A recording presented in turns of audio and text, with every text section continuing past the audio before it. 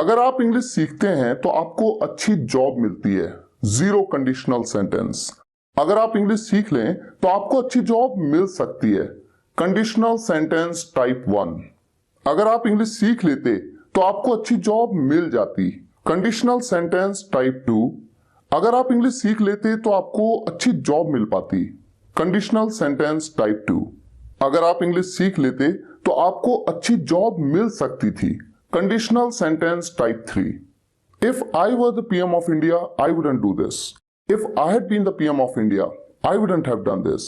इन दोनों सेंटेंसेस में क्या डिफरेंस है और आई के साथ में वर का यूज क्यों हुआ है? ये जितने भी सेंटेंस अभी आपने देखे ना, ये सभी कहलाते हैं कंडीशनल सेंटेंसेस। इंग्लिश का एक ऐसा टॉपिक जिसे अगर आपने नहीं समझा तो आप जिंदगी भर इंग्लिश बोल या लिख नहीं पाएंगे। तो आइए शुरुआत करते हैं। देखिए चार्ट आपके सामने है, टाइप 0, टाइप 1, टाइप 2 और टाइप 3 आप देख सकते हैं। एक एक करके इन सभी टाइप्स के सेंटेंसेस को हम देखने वाले हैं। सबसे पहले बात करते हैं टाइप 0 की, facts that are generally true. ऐसी बातें जो जनरली सच होती हैं, जो अक्सर सच होती हैं। सेंटेंस किस तरह से होते हैं? अगर ये हो या होता है तो ये होता है। ऐसे सेंटेंसेस में इफ का यूज किया जाता है या व्हेन का यूज किया जाता है। और उसके बाद प्रेजेंट सिंपल। प्रेजेंट सिंपल का मतलब है या तो वो एक सिंपल सेंटेंस होगा जो कि प्रेजेंट में होगा, या फिर एक टेंस का सेंटेंस होगा जो कि प्रेजेंट टेंस में होगा। और उसके बाद जो दूसरा क्लॉज है तो ये होता है, ये वाला जो पार्ट है ये भी प्रेजेंट सिंपल में ही होगा। एग्जाम्पल देख लेते हैं। अगर आप आग को छूते हैं तो आप जल जाते हैं। अगर आप आग को छूते हैं तो आप जल जाते हैं। तो आप देख रहे हैं ना, अगर के साथ जो बात कही गई, अगर ऐसा होता है तो ये हो जाता है। कैसे बनाएंगे इस सेंटेंस को? If you touch the fire, अगर आप आग को छूते हैं, यू गेट बर्न्ड, आप जल जाते हैं। नेक्स्ट एग्जाम्पल, अगर आप लाल और नीले रंग को मिलाते हैं तो बैंगनी रंग बनता है। कैसे बनाएंगे इस सेंटेंस को?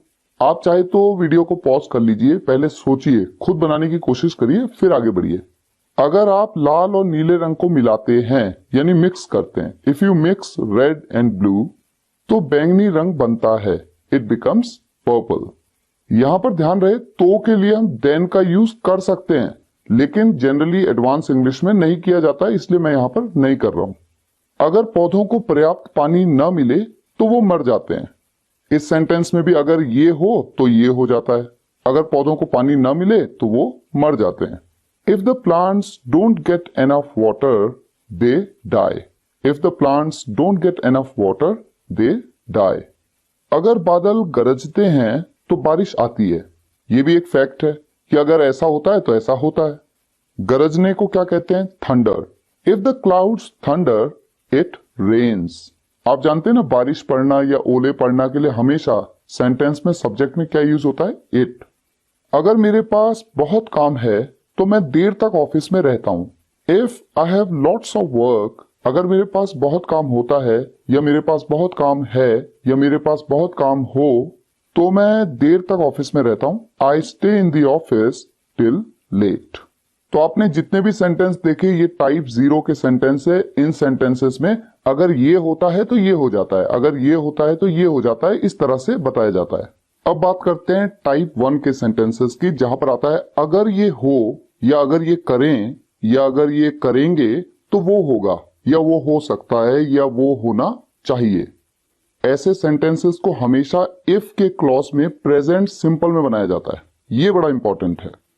और जो बाद वाला क्लॉज है तो के बाद, वो will, may, might, could, should, जिस भी हेल्पिंग वर्ब या मोडल वर्ब के साथ बनाया जा सकता है अकॉर्डिंग टू द सेंटेंस। इसे समझने के लिए जो एग्जांपल्स हैं, अगर आप पानी गर्म करेंगे तो वो उबलेगा। अगर मैं कहूं कि इस सेंटेंस को बनाइए तो हो सकता है आप कहें अगर आप पानी गर्म करेंगे। गागेगी आ रहा है तो फ्यूचर इंडेफिनिट टेंस में बना देते हैं, if you will heat water. लेकिन जैसा मैंने आपको बताया कि इफ वाला क्लॉज हमेशा प्रेजेंट सिंपल में ही बनता है, तो यहां पर आप विल का यूज नहीं करेंगे। इफ यू हीट वाटर तो वो उबलेगा, इट विल बॉइल। अगर मैं नेगेटिव कर दूं, सेंटेंस को नहीं लगा दूं, अगर आप पानी गर्म नहीं करेंगे तो वो नहीं उबलेगा। ऐसे में इफ वाला क्लॉज जो है प्रेजेंट इंडेफिनिट टेंस, जैसा कि मैंने आपको बताया प्रेजेंट सिंपल में है, तो यहां पर आप डोंट का यूज कर लेंगे। If you don't heat water it will not boil. तो अगर आप सेंटेंस को इंग्लिश में देखेंगे तो आपको ऐसा लगेगा अगर आप पानी गर्म नहीं करते हैं, ऐसा लगेगा आपको। लेकिन हिंदी में आप देख रहे हैं अगर आप पानी गर्म नहीं करेंगे, तो यही तो कंफ्यूजन है। इसीलिए तो इन सेंटेंसेस को कहते हैं कि ये बहुत कंफ्यूज करते हैं। नेक्स्ट, अगर सूरज डूब जाएगा तो रात हो जाएगी। आप सोचेंगे कि अगर सूरज डूब जाएगा, गागेगी आया, ये तो फ्यूचर इंडेफिनिट टेंस में। If the sun will set, तो रात हो जाएगी, इट विल बी नाइट। लेकिन एक बार फिर से, भले ही यहां पर जाएगा गागेगी आ जाए, लेकिन ऐसा सोचना नहीं है, प्रेजेंट इंडेफिनिट टेंस में बनाइए। If the sun sets it will be night. अगर आप बिजली के तार छुएंगे तो आपको करंट लगेगा, अगर आप ये करेंगे तो ये होगा। आ रहा है ना इस तरह का सेंटेंस, तो यही तो है type 1। If you touch an electric wire you'll feel an electric shock. अगर आप गंदा पानी पियोगे तो बीमार हो जाओगे। If you drink dirty water you will fall sick. अगर एम्बुलेंस समय पर पहुंच जाए तो मरीज को बचाया जा सकता है। अब यहां पर आगे जा सकता है, ऐसा काम किया जा सकता है। तो अगर ये हो तो ये हो सकता है। If the ambulance reaches on time, the patient could be saved. आप देख रहे हैं यहां पर reaches कहा, तो ये भी प्रेजेंट इंडेफिनिट टेंस में सेंटेंस को बना दिया गया। अगर वो आपको इनवाइट करता है तो आपको जाना चाहिए, यहां पर चाहिए आ गया तो शुड का यूज होगा। If he invites you, you should go. अब आ जाइए टाइप 2 के सेंटेंसेस में, जहां पर कोई विश मांगी जाती है, कोई इच्छा की जाती है, एक हाइपोथेटिकल कंडीशन जो कि पॉसिबल है। अगर ये होता तो वो हो जाता या वो हो पाता। ऐसे सेंटेंसेस में जो इफ वाला क्लॉज है वो पास्ट सिंपल में बनता है। लेकिन ध्यान रहे, हमेशा चाहे सब्जेक्ट कोई भी हो, अगर सिंपल सेंटेंस होगा तो ऐसे में आप वर का यूज करेंगे, वॉज का यूज नहीं करेंगे। और जो दूसरा क्लॉज है वहां पर वुड या कुड का यूज। जैसे एग्जांपल है, अगर मेरे पास मेरी खुद की जमीन होती तो मैं एक खूबसूरत घर बनाता। ये एक इच्छा है, एक विश है, और ऐसा हो भी सकता है, ये पॉसिबल भी है। क्योंकि अगर बाई चांस मेरी अभी लॉटरी लग जाए और मेरे पास बहुत पैसा आ जाए और मैं जमीन खरीद लूं, तो मैं एक खूबसूरत घर बना सकता हूं। तो ये जो कंडीशन है ये भले ही हाइपोथेटिकल है, मैं सोच रहा हूं ऐसा, लेकिन पॉसिबल तो है, संभव तो है। तो ऐसे सेंटेंसेस होते हैं। अगर मेरे पास मेरी खुद की जमीन होती, अगर मेरे पास होती, if I had my own land I would make a beautiful house. अगर मेरे पास पैसा होता तो मैं जापान घूमता। If I had money I would visit Japan. अगर वो बीमार होती तो वो मीटिंग में शामिल नहीं हो पाती। अगर वो बीमार होती, यहां पर उसकी स्टेट के बारे में बताया, उसकी अवस्था के बारे में बताया, तो मुझे या तो वॉज का यूज करना है या वर का। मैंने आपको बताया कि वॉज का यूज कभी नहीं करते, हमेशा वर का यूज करते हैं, चाहे सब्जेक्ट कोई भी हो। तो यहां पर किसी लड़की की बात हो रही है, शी का यूज करेंगे। इफ शी वर इल, तो वो मीटिंग में शामिल नहीं हो पाती, she could not attend the meeting. अगर आपकी जगह मैं होता तो मैं किसी वकील के पास जाता। अगर आपकी जगह मैं होता, यानी मेरी अवस्था के बारे में बात हो रही है, if I were at your place I would go to some lawyer. यहां पर भी आप देख रहे हैं आई के साथ तो हमेशा वॉज का यूज होता है, लेकिन मैंने आपको क्या बताया, हमेशा वर का ही यूज होता है इस तरह के सेंटेंसेस में। अगर मैं करोड़पति होता तो मैं गरीबों की मदद कर पाता। यहां पर आ गया पाता, तो ऐसे में कुड का यूज होगा। If I were a millionaire I could help the poor. अब आ जाते हैं टाइप 3 के सेंटेंसेस में, जहां पर हाइपोथेटिकल कंडीशन होती है लेकिन इम्पॉसिबल होती है, क्योंकि बीते हुए कल में किसी बात के बारे में हाइपोथेटिकली सोचा जाता है। अगर ये होता या हुआ होता तो वो हो चुका होता या हो पाता या हो सकता था, पर हम ये जानते हैं कि ऐसा हो नहीं सकता, क्योंकि ये तो बीते कल की बात है, इम्पॉसिबल है होना। ऐसे सेंटेंसेस में इफ के क्लॉज को हमेशा पास्ट परफेक्ट में बनाया जाता है, यानी हैड के साथ वर्ब की थर्ड फॉर्म, और जो दूसरा क्लॉज है वहां पर वुड हैव या फिर कुड हैव का यूज। एग्जाम्पल, अगर वे उस दिन 10 मिनट और इंतजार करते तो अनिल कपूर से मिल चुके होते। अब देखिए, ये तो हो नहीं सकता क्योंकि वो वक्त तो बीत चुका है, वो दिन तो निकल चुका है। तो एक हाइपोथेटिकल कंडीशन है जो कि इम्पॉसिबल है।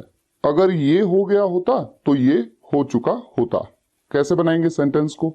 If they had waited 10 minutes more that day they would have met Anil Kapoor. यहां पर आप देख रहे हैं इफ वाले क्लॉज में हैड के साथ वर्ब की थर्ड फॉर्म आ रही है, वेट की थर्ड फॉर्म वेटेड।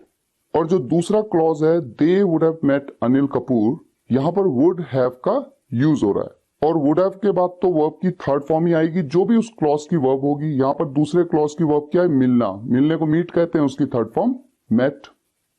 अगर एक दो दिन बारिश और हुई होती तो मसूरी में बर्फ पड़ चुकी होती। If it had rained more for a day or two, it would have snowed in Missouri. If it had rained, rain के साथ तो आप it का ही यूज करते हैं एज अ सब्जेक्ट, और यहाँ पर had के साथ वर्ब की थर्ड फॉर्म rained का यूज किया जा रहा है। रेन क्या होती है, बारिश होना, ये भी एक वर्ब है, इसकी सेकंड फॉर्म भी rained होती है और थर्ड फॉर्म भी rained होती है। और दूसरे क्लॉज में would have का यूज और उसके बाद वर्ब की थर्ड फॉर्म, बर्फ पड़ना, इसे स्नो कहते हैं, ये भी एक वर्ब है, इसकी थर्ड फॉर्म snowed। अगर तुमने समय पे मेरे पैसे लौटा दिए होते तो मैं उसका उधार उतार चुका होता। इस सेंटेंस को जरा सोचिए किस तरह से बनाएंगे। थोड़ा डिफिकल्ट तो लगेंगे लेकिन प्रैक्टिस तो करनी पड़ेगी। यहां पर पहला क्लॉज क्या है, अगर तुमने समय पे मेरे पैसे लौटा दिए होते, यानी तुमने रिटर्न कर दिए होते। तो यहां पर वर्ब क्या है, रिटर्न। रिटर्न की थर्ड फॉर्म का यूज होगा हैड के साथ में। If you had return my money on time, तो मैं उसका उधार उतार चुका होता, यानी कि मैं उसका जो डेट है, उधार है, वो पे ऑफ कर चुका होता। पे ऑफ ये भी तो एक वर्ब है, इसकी थर्ड फॉर्म पेड ऑफ का यूज होगा। I would have paid off his debt. अगर उस दिन आपकी जगह मैं होता तो मैं ये काम कर चुका होता। उस दिन, वो दिन तो बीत गया, अब ऐसा हो नहीं सकता, लेकिन हाँ एक हाइपोथेटिकल कंडीशन में रख रहा हूं जो कि इम्पॉसिबल है। If I had been at your place that day, यहां पर आप देख रहे हैं हैड बीन का यूज हो गया, जबकि पहले मैंने क्या बताया था, एक सेंटेंस आपको, अगर आपकी जगह मैं होता, इसके लिए मैंने कहा था if I were at your place. तो जो टाइप 2 के सेंटेंसेस होते हैं वहां पर तो वर्क का यूज होता है, लेकिन ये टाइप 3 का सेंटेंस है, इसलिए हैड बीन का यूज हो रहा है। If I had been at your place that day, I would have done this work. अगर मुझे हाथ में चोट नहीं लगी होती तो मैं कंपटीशन में भाग ले सकता था। यहां पर आ गया सकता था, इसके लिए हम कुड हैव का यूज करेंगे। और जो पहला क्लॉज है, अगर मुझे हाथ में चोट नहीं लगी होती, यानी कि मेरी हैंड इंजरी नहीं हुई होती या हैंड इंजरी से मैं सफर नहीं किया होता, if I had not suffered a hand injury, तो मैं कंपटीशन में भाग ले सकता था। I could have participated in the competition.